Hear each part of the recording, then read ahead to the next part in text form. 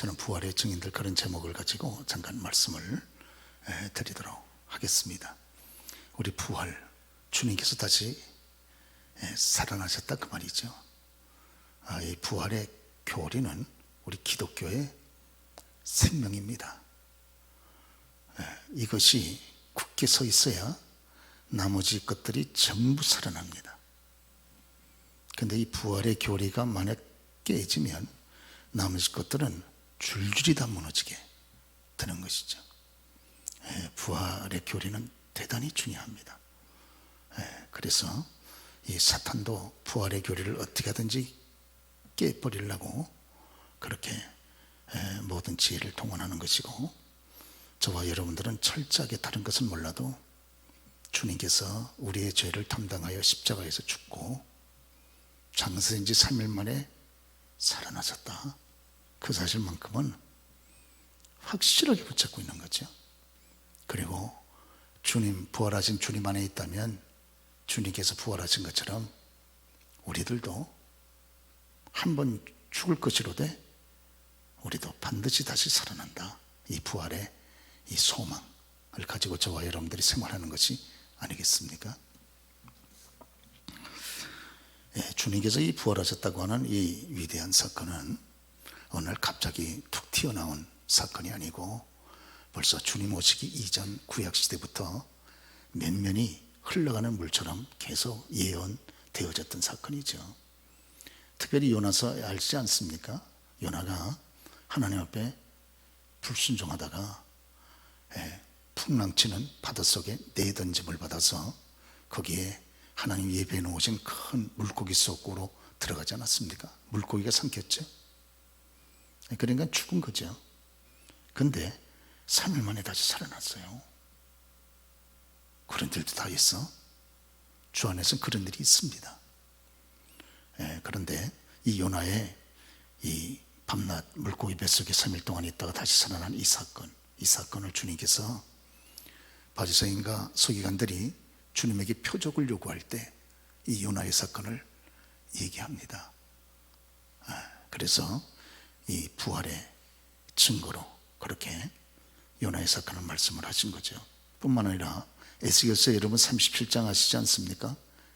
에스겔 골짜기에 마른 뼈들, 이 마른 뼈들이 하나님의 명령에 의지하여 순종해서 이 마른 뼈들이 여러분 서로 연결이 되고 거기에 힘줄이 붙고 그리고 거기에 살이 차오르면서 큰 군대가 되지 않습니까?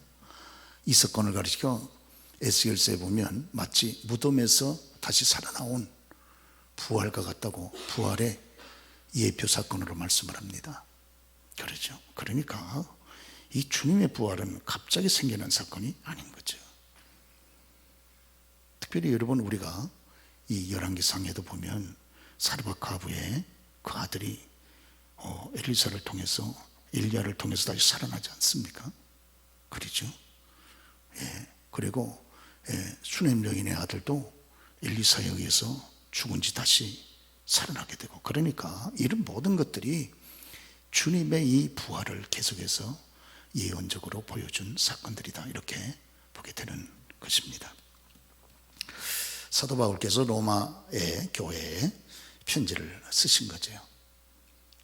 그런데 로마서를 쓰면서 그 1장 초두에 3절에 보면 예수님께서 부활하심으로 하나님의 아들로 만천하에 선포되셨다, 이렇게 크게 기록을 하고 있습니다. 그의 아들에 관하여 말하면 육신으로는 다윗의 혈통에서 나셨고 성결의 영으로 말하면 죽은 자들 가운데서 부활하여 능력으로 하나님의 아들로 만천하에 선포되셨으니 이분이 곧 우리 주 예수 그리스도시니라, 이렇게 딱 로마서 서두에 쓰고 있는 것이죠. 오늘 여러분 특별히 이 주님의 부활을 논리적으로 증거하고 있는 대표적인 서신이 고린도서 15장 아닙니까? 사도 바울은 고린도서 15장 58절에 걸쳐서 이 주님의 부활을 논리적으로 쭉 쓰고 있죠. 그렇죠. 15장 전체를 다 할애해서 이 부활에 대하여 증거를 하고 있습니다. 오늘 주님 당시에도 부활의 증거는 여러 가지가 있는 것이죠. 무엇보다도 빈 무덤이 주님께서 부활하셨다는 증거입니다. 아시는 대로 안식 후 첫날, 오늘로 말하면 주일 이른 아침 새벽에 찬 공기를 마시며 어두울 때 몇몇 여인들이 우리 주님의 몸에 그렇게 향유라도 바르려고 그렇게 무덤가를 찾아가지 않았습니까? 그러면서 참 걱정이 많았어요. 막달라 마리아를 위시로 해서 야고보와 요새의 어머니 마리아, 또 예수님의 모친 마리아, 여러 여인들이 겁도 없이 주님 사랑에 붙잡혀 주님께서 돌아가신 이후에 장례식을 할 때 제대로 장례식도 치르지 못한 게 너무 마음에 걸려서 사랑하는 내 주님이 우리 때문에 십자가에서 죽고 난 다음에 장례식조차도 제대로 한번 치러지지 못한 것이 너무 가슴이 아파서 그러죠. 예수님께서 금요일날 오후 3시에 돌아가시지 않으셨습니까? 그리고 아리마대 요셉이 급히 빌라도한테 당돌하게 가서 예수님 시체를 내어달라 그래서 허락을 받고 주님의 시체를 십자가 위에서 끄집어 내렸습니다. 나무 위에 못 박힌 예수를, 죽은 예수를 끄집어 내리려고 그러니까 얼마나 어렵고 시간이 많이 걸리겠어요. 일단 내려놓고 나서 이제 그 예수님을 장례식을 치르려고 그러니까 이건 몸이 말이 아니에요. 이게 사람이 아니에요. 머리에는 가시 멜리안을 써서 손가락만한 가시로 깊이 찔려가지고 머리는 벌써 이미 다 찢어졌죠.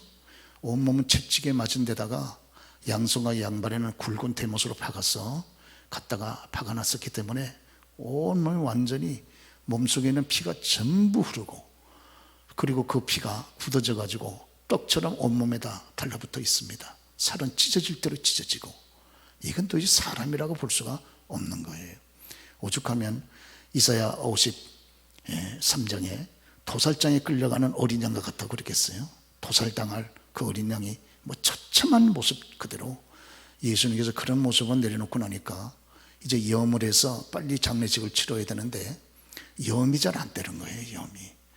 여러분 돌아가신 어른들 수의를 입히기 전에 전부 몸을 깨끗이 닦아드리지 않습니까? 그러죠? 근데 이스라엘 사람들은 금요일 날 해가 지면 벌써 안식일이 시작됩니다. 그러니까 시간은 촉박하지. 벌써 3시에 돌아가셨는데 시신을 내려가지고 염을 하기 시작하니까 이게 벌써 4시가 가반 벌써 다 되고 벌써 안식일이 시작이 되니까 마음은 급하고 또 이게 염은 잘 안 되고 그래서 대충 염을 한 거예요. 그래가지고 세마포서 싸가지고 갔다가 안장을 시켰는데 이게 제대로 안 된 거죠. 그러니까 그때 니고데모, 아리마대 요셉 숨어있던 신자들이 헌신하지 않았습니까? 그리고 또 몇몇 여인들이 이렇게 보았는데 염이 전혀 안 된 거예요. 시간 때문에 급히 서둘러서 장례를 식을 하고 굴 속에다 갖다가 안장을 시켰는데 그게 너무 가슴이 아픈 거예요. 그러죠? 이미 장례식이 다 끝났는데 여러분 또 그 새벽에 무덤을 찾아가 가지고 그래서 거기서 뭘 또 향유를 바르고 향품을 집어넣습니까? 이미 다 끝난 건데, 다 끝난 사건인데 장례식이 잘 치러졌든 못 치러졌든 이미 끝난 사건이잖아요. 그러죠? 그렇게 그 새벽에 그렇게 그 무덤을 찾아가 가지고 이스라엘은 우리나라하고 달라가지고 사막지대이기 때문에 이 아침과 저녁에 기온 차이가 극도로 심합니다. 낮에는 40도까지 올라가고 저녁이 되고 새벽이 되면 확 영하로 떨어지기 때문에 너무너무 추운 거예요. 그렇죠?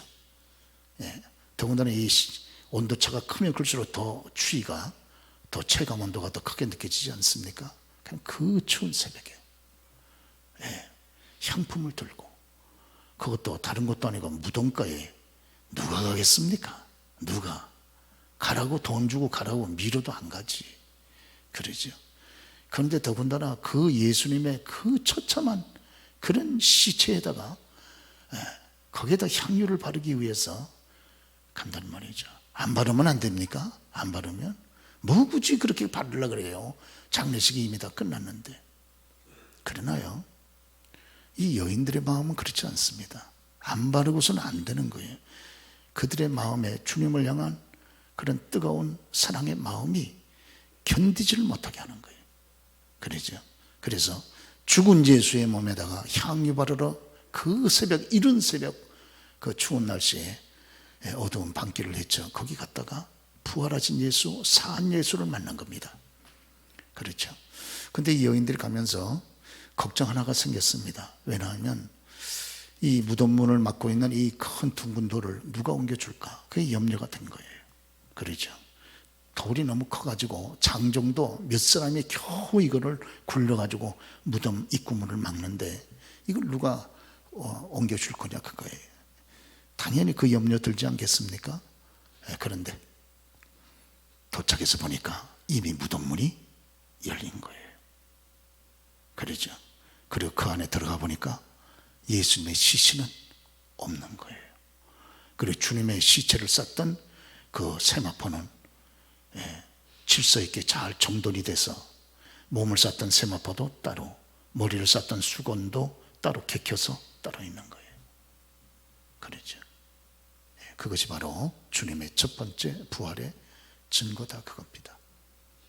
그렇죠. 모든 교주들은 다 자기들의 교주들의 무덤을 자랑합니다. 무덤. 여러분 보세요. 우리나라도 옛날 임금들은 여러분 그 왕릉이 얼마나 큽니까? 화려하게 만들어 놓거든요. 죽고 난 다음에 그 왕릉을 크게 만들어 놓습니다. 그래서 여러분들 어린 시절에 왕릉 소풍 가셨던 기억들이 많이 계시지 않습니까? 그렇죠? 예.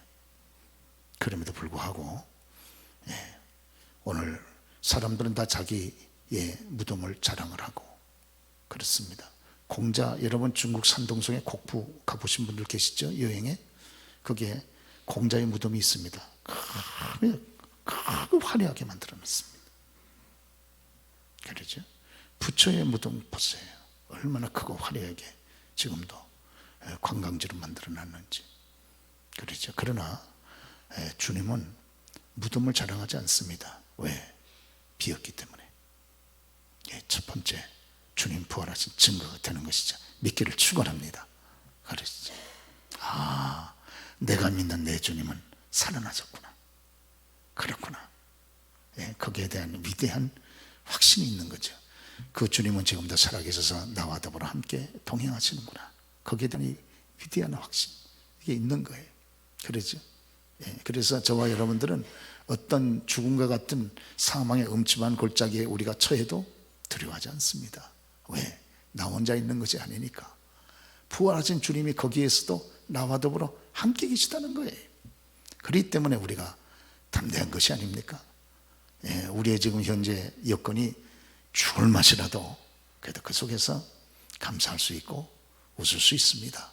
왜? 죽음과 같은 여건을 변화시켜 능히 다시 살리실 부활의 주님이 우리와 더불어 함께 하시기 때문에 그런 것이 아니겠습니까? 그렇습니다. 그런 거로 신자들은 염려하되 과도하게 염려하지 않습니다. 그러죠. 그리고 죽음을 앞에 놓고서도 과도하게 염려하지 않습니다. 왜? 주께서 부활하신 것처럼 우리도 부활할 것을 믿기 때문에 그런 것이죠. 할렐루야. 그렇습니까?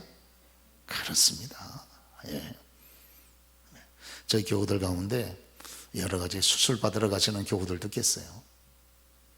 여러분 수술 앞두고서는 얼마나 두렵습니까? 그래도요 과도하게 두려워하지 않습니다. 그러죠? 저와 여러분들이 가가지고 여러분 이 주사만 한 방 맞으려고 그래도 어쨌든 무서운 생각이 들 때가 있잖아요. 긴장하고. 그래도 부활하신 그 능력의 종이 우리와 더불어 함께 계신다 생각하기 때문에 마지막 숨이 넘어지는 끊어지는 그 순간에도 우리가 찬송하고 감사하면서 평안한 모습으로 임종도 맞이할 수 있게 되는 거 아니겠어요? 그렇습니다. 그게 아니면 이 부활이 아니면요 이게 얘기가 안 되고 설명이 안 됩니다. 그게 되지를 않는 것이죠. 그러죠? 막달라 마리아의 변화도 여러분 아시잖아요. 예, 새벽에 주님 죽은 몸에 향유 바르러 갔다가 거기 무덤은 비어있고 주님 시신이 없는 걸 발견하고, 마리아가 누가 주님의 시신을 가져갔다고 생각을 하고 거기서 무덤을 떠나지 않고 울지 않습니까? 그러죠? 거기서 무덤 안 떠납니다. 이런 얼마나 무덤이 무섭습니까? 새벽에 깜깜할 때. 그러죠? 근데 무덤을 안 떠나고 내 주님의 시신을 누가 가져갔는가, 그것 때문에 가슴이 아파서 하염없이 거기서 웁니다. 그러다가 부활하신 주님을 만났잖아요. 그랬죠? 예. 만약에 주님께서 부활하지 아니하셨더라면 막달라 마리아는 평생에 그렇게 주님의 잃어버린 시신을 기억하면서 평생 울다가 죽었을 거예요. 그러죠? 그런데 완전히 변화가 됐거든요. 완전히 변화가 됐습니다. 또 여러분 제자들의 변화 여러분 잘 아시지 않습니까? 그러죠? 얼마나 겁이 많은지. 주님 십자가 질 때에는 한 사람도 코빼기도 보이지 않더니 그러죠? 심지어 주님이 죽고 난 다음에 도망갔더라도 장례식은 와서 치러줘야 되지 않겠습니까? 장례식은 아무리 형제지간에 싸우다 할지라도 부모 죽은 다음에 장례식은 와서 치러줘야 될 거 아니겠어요? 그런데 얼마나 겁이 많은지 주님 장례식 치를 때에도 제자는 한 사람도 나타나지 않았습니다. 단지 숨어있던 생각밖에 니고데모가 거기 나타날 줄 어떻게 알았겠어요? 생각밖의 인물인 아리마대 요셉이 나타나가지고 그래서 장례식을 치러주지 않습니까? 그리고 힘없는 여인들이 마지막 순간까지 주님의 장례식을 쭉 치러드립니다. 그러죠? 이 여인들의 용기, 그렇습니다. 예나 지금이나 참 여러분 이 여성들이 결정적인 순간에는 믿음과 용기를 가지고 주님을 섬겨요.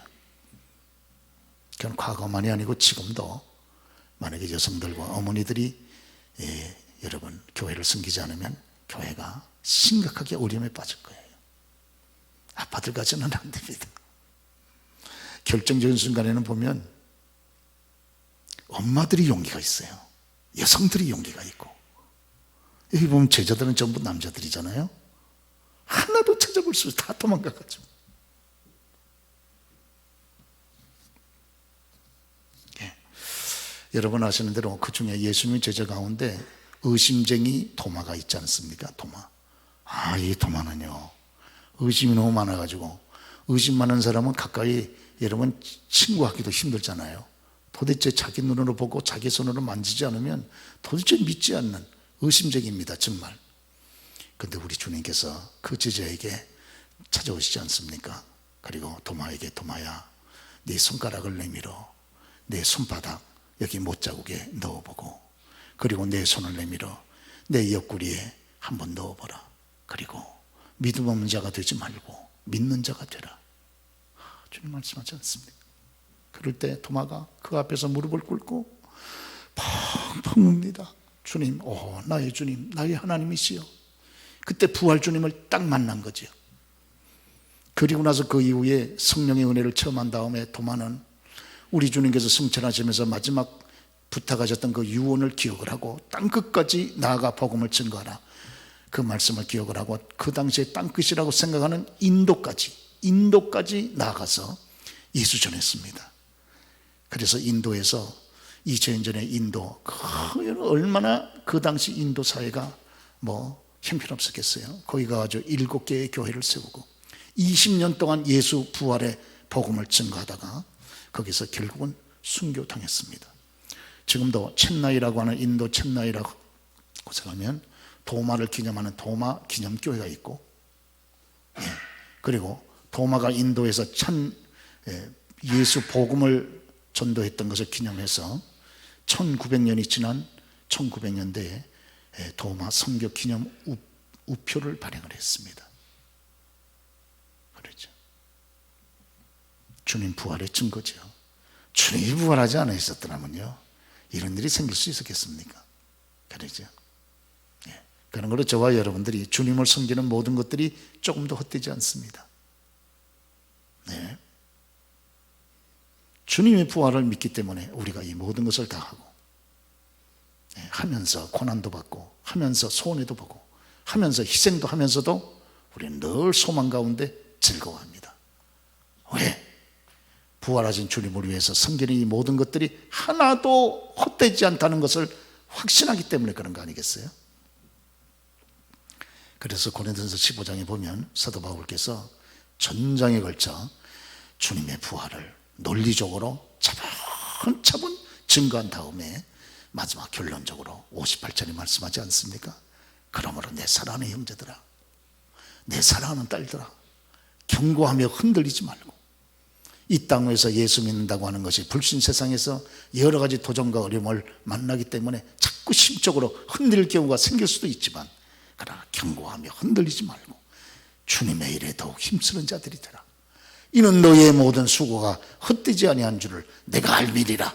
그 말씀하지 않습니까? 여러분요, 세상에는 애쓰고 노력해도 헛된 일들이 많습니다. 실컷 해놓고 아유 헌딜했어, 헌딜. 자, 자괴감 가운데 슬퍼하는, 후회하고 탄식하는 경우가 있지 않습니까? 그런데 절대적으로 헛되지 않은 일이 있다는 거예요. 그건 바로 주님을 위한 수고가 조금도 헛되지 않다는 겁니다. 주님을 위해서 여러분의 시간을 드렸습니까? 여러분의 물질을 드렸습니까? 여러분의 재능을 드렸습니까? 여러분의 삶의 여러분의 일부분을 드렸습니까? 여러분은 너무너무 복된 일을 하신 거예요. 바로 그것만이 천국에 가져갈 유일한 재산입니다. 그러죠. 네. 최근에 우리 기다리 아저씨라고 매년 이렇게 성탄절이 되면 이름을 밝히지 않고 기부했던 분이 있었어요. 야, 누구일까? 참 너무너무 염려가 됐었는데, 궁금했었는데, 이분이 드디어 자기의 신분을 10년 만에 밝혔습니다. 왜? 자기가 약속했던 것이 있었는데, 내가 10억 이상을 기부하게 되면 무명으로 내가 이제 내 이름을 밝혀야 되겠다. 그랬는데 10억이 넘었었어요. 자기 아내하고 자기하고 조그마한 중소기업을 운영하는데 어려운 이웃을 위해서 기부한 금액이 20억이 넘었어요. 그래서 드디어 자기 이름을 밝혔습니다. 보니까 중소기업, 그제 크지 않은 중소기업인데 올해 70이 넘으신 분인데 이름을 밝혔습니다. 어떻게 이렇게 큰일을 하셨어요? 그동안 참 궁금했었습니다. 어려운 이웃을 위해서 수고해 주면 고맙습니다. 그럴 때 내가 이제 나이가 70 이제 중반에 들어서고 넘었으면서 점점 많아지는데, 내가 이 땅 위에서 아무리 많은 돈을 가지고 있다 한들 내가 죽을 때 가져가겠습니까? 이런 한 분이라도. 이 사회가 나를 키워주고 도와줬으니 사회의 어려운 구석을 위해서, 곳을 위해서 내 재산을 같이 나누는 것은 당연한 일이 아니겠습니까? 이분이 신자인지 불신자인지는 제가 모르겠어요. 그러나 그 사고는 얼마나 여러분 귀한 사고입니까? 하나도 이 세상에서 떠날 때 가져갈 수 없다는 거예요. 그러니까 어려운 이웃들하고 같이 나눈다는 거예요. 그랬죠? 어디가 쉬운 일이겠습니까? 어려운 일이죠. 하물며 불신자도 그래 한다면 신자인 저와 여러분들은 더 그래야 되지 않겠습니까? 구제도 귀하다면 여러분, 인간에게 구원과 생명, 영생의 축복과 위대한 삶의 가치관과 이런 변화를 주시는 그 거룩한 부활의 예수, 그 주님을 위해서 우리가 우리의 시간이나 우리의 재물이나 우리의 지식이나 우리의 은사나 우리의 몸이나 들여서 헌신하는 것이 어떻게 헛된 일이라고 볼 수가 있겠습니까? 그러죠. 믿음이 없다면 그 모든 것이 다 헛돼 보여서 여러분 그렇게 원망할 수 있겠지만, 그러나 믿음이 있는 저와 여러분들은 얼마든지 하고 또 하고 또 하면서도 기뻐합니다. 하나님 앞에 더 드리지 못한 것이 아니고, 그렇지 않습니까? 그러죠. 그렇게 살다가 우리가 하나님께서 부르시면 주 앞에 쓰게 되는 것이 아니겠습니까? 그렇습니다. 그러면 애들은 어떻게 합니까? 여러분, 부모가 믿음으로 심는데 하나님께서 자녀들의 앞날을 열어주지 않겠어요? 믿는 것입니다. 왜? 주님이 부활하셨으니까 살아계신 그분이 책임져 준다고 하는 거예요.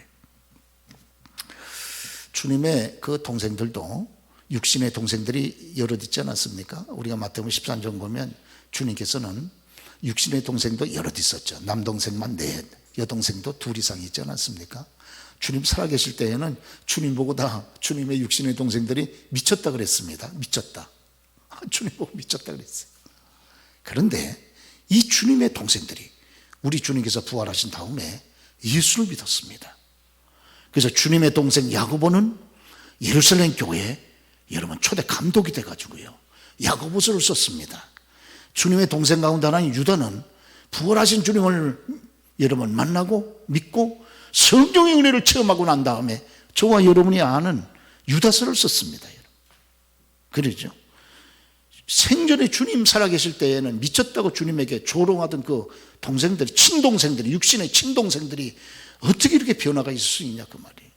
만약에 주님이 부활하지 아니하셨더라면 이런 일이 생길 수 있었겠습니까? 그러죠. 예, 그렇습니다. 오늘 주님께서 부활하신 증거가 어디 있냐? 어디 있기는 그러죠. 바로 저와 여러분이 주님 부활 증거입니다. 바로 여러분이 증거고 제가 증거예요. 주님이 부활하셨기 때문에 이렇게 변화된 목표, 변화된 가치관, 변화된 인격, 변화된 여러분 목적지를 가지고 우리가 살아가는 것 아니겠어요? 주님 부활하지 아니하셨더라면 어떻게 이렇게 살아갈 수 있겠습니까? 그 사람의 인격이 그렇게 변할 수 있겠습니까? 그 사람의 삶의 가치관이 그렇게 변할 수 있겠습니까? 그 사람의 삶의 목표가 그렇게 변할 수 있겠습니까? 어림도 없는 얘기, 어림도 없는 얘기. 주님이 부활하셔서 우리 가운데 함께 하시고 그분이 우리의 구주가 되셨기 때문에 이런 변화가 생긴 것이 아니겠습니까? 그러죠. 누구 얘기할 것도 없습니다. 우리 교회 자체가 주님 부활의 증거입니다. 1997년도에 신갈초등학교 저기 건너편에 우리가 4층에 있지 않았습니까? 거기서 10년 있었던 거 여러분이 아시지 않습니까? 네. 97년도에 여기에 땅이 개발된다 그래서 여기 땅 분양을 받았습니다. 겨우 받은 거죠. 그리고는 돈이 하나도 없었어요. 네. 3년 동안 갚아야 되는데 원금은 그만두고 이자도 한 푼도 못 갚았습니다. 저희 교회는 이 교회 땅을 살 때 다른 분들보다 연체 이자를 제일 많이 냈어요. 왜? 한 푼도 못 갚았으니까. 저쪽이 97년도부터 99년도까지 3년 동안 신걸초등학교 4층 건물에 있는 동안에 저희들 그 주인하고 얘기를 해서 월세도 한 푼도 못 냈습니다. 왜냐하면 월세 낼 돈이 없었어요. 그 당시에 교우들도 적으셨고 교회가 돈 한 푼도 없었어요. 전혀 없었어요. 그래서 주인 찾아갔습니다. 저희 교회가 이제 월세 낼 돈이 없습니다. 그러니까 저희가 돈을 굳이 월세를 말씀하시면 교회를 나가겠습니다. 그랬습니다. 그렇지 않으면 월세를 받지 말아 주십시오. 부탁을 했어요. 주인이 일주일 후에 저를 다시 불러서 월세를 내지 마십시오, 목사님. 그래서 거기 3년 동안 붙어 있었던 겁니다. 여기 건축되어서 들어올 때까지. 왜냐하면 그 당시가 97년도 IMF 시절이기 때문에 어디 뭐 저희가 나가고 4층 건물이 비어 있으면 누가 들어와서 임대할 분이 없어요. 그 당시 뭐 전부 맨 그냥 천지가 다 공실인데 다 사무실 다 그랬죠. 거기다가 만약에 저희라도 교회가 거기 있으면 건물 관리라도 해드리잖아요. 근데 저희라도 없으면 완전히 건물이 완전히 그냥 지저분해지기 때문에 그 주인이 월세를 한 푼도 안 받고 3년 동안 저희 교회를 있게 해주어서 거기 있었던 겁니다. 그리고 나서 저희 교회가 그 이후에 여기를 짓고 들어온 거예요. 기적입니다. 그렇죠? 어떻게 짓고 들어오겠어요? 돈 한 푼도 없었는데. 만약 주님께서 부활하셔서 저와 여러분들 돕지 아니하셨더라면 짓고 들어오지 못했을 거예요. 그리고 이제 2000년 1월 1일 날 입당을 해서 벌써 22년이 흐른 겁니다. 그리고 들어오면서 가지고 있었던 그 엄청난 빚, 그걸 이제 거의 다 갚은 거예요.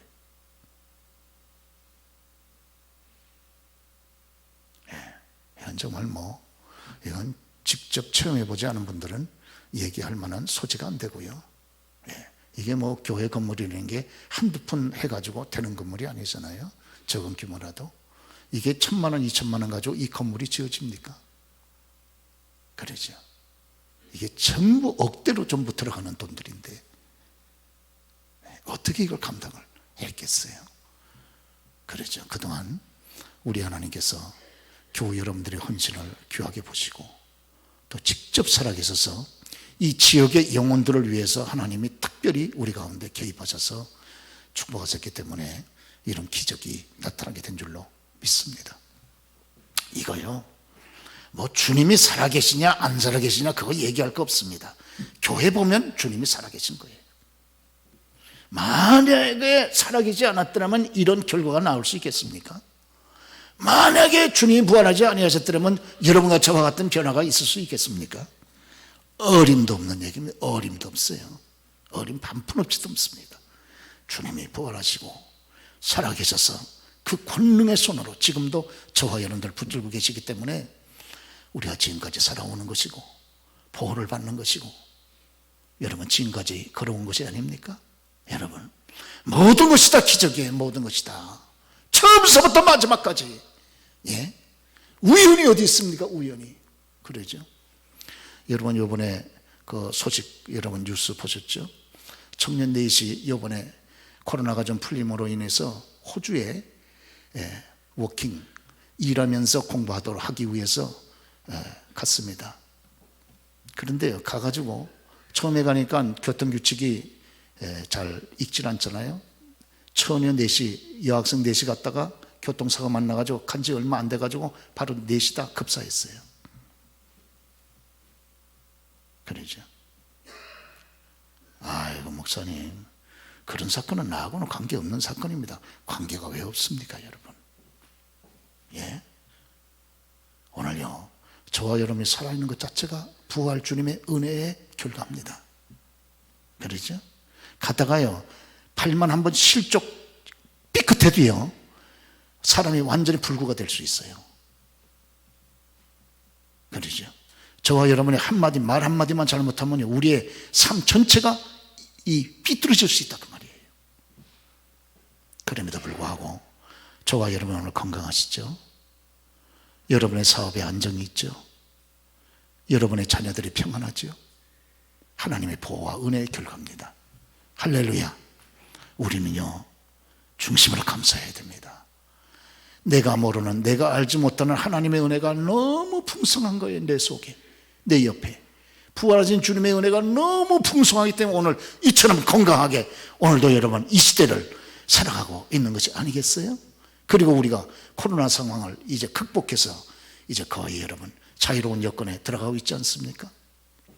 제 선배 목사님 며칠 전에 저를 만나서 조 목사님 저하고 가까이 자라는 정말 가까이 자라는 후배 목사님들 가운데 여러분 가운데 또 아시는 분 가운데 10분이 돌아가셨다는 거예요. 코로나 때문에. 다른 거 아니고 코로나하고 연결이 돼가지고. 야 깜짝 놀랐어요. 그렇게 많이 돌아가셨어요? 그렇게 많이 돌아가셨습니다. 오늘요 보세요. 그래도 저와 여러분들이 하나님은 건강 주셔가지고 이 아침도 이렇게 교회에 나와서 주님의 부활을 기억하고 기념하면서 예배까지 드릴 수 있는 특권을 우리가 누리고 있지 않습니까? 우리가 감사하는 길밖에 없는 것이죠. 할렐루야. 그렇습니다. 오늘 이제 주님의 부활을 저와 여러분들이 이제 믿습니다.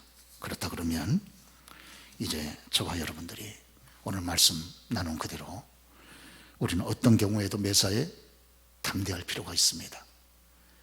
부활하신 주님이 내 삶의 생사를 책임지고 계신다. 첫째 담대. 그러죠? 로마서 8장 34절에 보면 죽으실 뿐 아니라 다시 살아나신 이는 그리스도 예수시니 그는 하나님의 우편에 계신 자요 우리를 위하여 간구하시는 자신이라. 주님께서 우리를 위해 끊임없이 간구하고 계신다는 거예요. 그래 담대한 거죠. 주님이 내 편이신데 담대한 거죠. 살고 죽는 것 주의 손에 맡겼는데 담대하게 오늘도 걸어갈 필요가 있지 않겠습니까? 뿐만 아니라 사도 바울의 부활장 마지막 결론의 말씀을 우리가 반드시 기억하셔야 됩니다. 그래야 지금서부터 여의 땅 해가지고 주 앞에 설 때까지 헛되지 않은 삶을 걸어갈 수 있습니다. 그것은 견고하고 흔들리지 마시고, 이번에 코로나 때문에 너무 많은 분들이 흔들리는 거예요. 그러죠? 여러분, 이 정도 가지고 흔들리면 안 됩니다. 이 정도 가지고 흔들리면요, 앞으로 이제 더 어려운 일들이 줄줄이 많을 텐데 우리가 어떻게 견뎌내시려고 그래요? 그러시죠? 저와 여러분들은 예수 믿는 신앙까지 잊어버리면 우리 이제 산송장에, 우리는 빈 껍데기, 아무것도 남는 게 없습니다. 우리는. 그러죠? 아무것도 남는 게 없어. 네. 우리가 다른 건 없고, 지식도 없고, 물질의 부도 없고, 여건도 어렵고 하더라도 우리가 여러분 자존심 가지고 있잖아요. 왜? 예수 신앙이 내게 있기 때문에. 그 신앙 하나가 저와 여러분들에게 자존심을 지켜주는 건데, 그 믿음까지 잊어버려? 그럼 다 잊어버린 거예요. 이제 끝난 거예요. 정말 이제 끝났습니다. 아무것도 내놓을 것이 없습니다. 그러죠? 우리가 아이들한테 여러 가지 물려주는 건 부족하더라도요, 아이들한테 그런 얘기는 들어야 되지 않겠습니까? 그래도 우리 부모님은 우리한테 믿음을 물려주셨어, 그 얘기는 들어야 되잖아요. 그렇죠? 재산은 많이 못 물려줬어, 미안해. 예. 지식도 공부도 많이 못 시켰어, 미안해 남들만큼. 그러나 우리 부모님한테 우리는 가장 감사하다. 왜? 그래, 우리한테 위대한 예수 신앙을 물려주지 않았나? 그렇지 않습니까? 근데 예수 신앙까지 잊어버려? 끝난 거예요. 끝난 거. 그러죠? 정말입니다. 예, 그렇습니다. 그리고 이제 부활하신 주님께서 여러분 성령으로 우리 가운데 와 계시지 않습니까? 이제부터 이제 중요한 것은 예수님의 제자들이 부활 주님 만나고 이제 기도하고 준비하고 성령 은혜 체험하고 난 다음에 주의 일을 하지 않았습니까? 마찬가지로 이제 저와 여러분들에게 주님은 승천하셨고 주님 대신해서 이 땅에 와 계신 부활의 영, 위대한 성령의 충만을 받아서 이 땅에 우리의 남은 생애를 믿음으로 살아가는 것, 대단히 이제 중요합니다. 저와 여러분 이 땅의 이제 앞으로의 남은 삶이 성공이냐 실패냐 하는 가름길은 부활의 영 성령, 그분으로 여러분 그분에게 붙잡혀서 우리가 살아가면서 정말 여러분 견고하며 흔들리지 말고, 정말 이 마지막 때 흔들리면 안 되잖아요. 이제는요, 제가 늘 말씀드리지만 이제는 우리의 신앙생활이 마라톤과 같지 않습니까? 이제 드디어 저 꼬리점이 보입니다. 꼬리점이. 그러죠? 저기 이제 꼬리점이 보이는 거예요. 그러면요, 이제부터 정신 딱 차리고, 지금까지는 조금 여유 있게 달려왔더라도 정신 딱 차리고 힘을 넣어서 이제부터 이제 본격적으로 달려가야 되잖아요. 이제 여러분 누가 뭐라 그러든지 간에 주님의 재림이 가까워졌다고 말씀을 하는데, 여기 꼬리점이 보이는데 여기에서 맥이 쭉 풀어지게 되면 어떻게 하겠습니까? 어떻게 해요? 그러죠? 예. 주님께서 이제 이 코로나 사태를 통해서 저와 여러분들을 이제 한번 다시 연단시키지 않으셨습니까? 그래서 잘 이제 믿음으로 연단을 해서 이제부터 우리가 주님 오시는 그날까지 우리가 승리해야 되겠다, 그런 마음을 가지고 오늘 부활주일 이 복된 아침을 우리가 같이 맞이해야 될 줄로 믿습니다.